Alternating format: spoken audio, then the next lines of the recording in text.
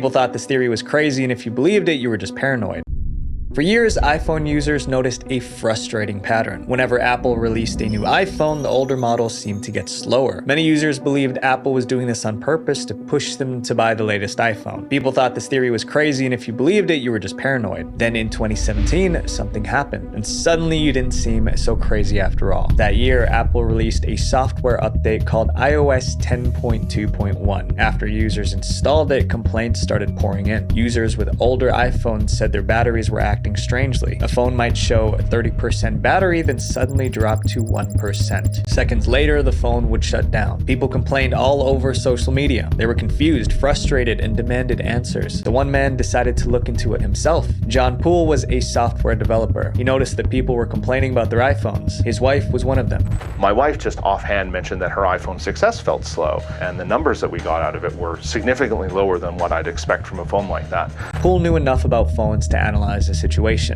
It was sort of a eureka moment, and that's what prompted me to really take a deep dive into our database of performance data and see what was happening. He ran performance tests on older iPhones and compared the results to newer ones. What he found was hard to ignore. Older iPhones running newer versions of iOS had lower performance scores, but it was only happening to phones with older batteries. After analyzing everything, he reached one unsettling conclusion. Apple was deliberately slowing down older iPhones. Poole published his findings on his blog on December 2017. Millions read it and they were furious. For the first time, the old joke about Apple slowing phones down didn't feel like a joke anymore. Now Apple had to answer for it. Just 2 days after Poole's blog went viral, Apple released a statement.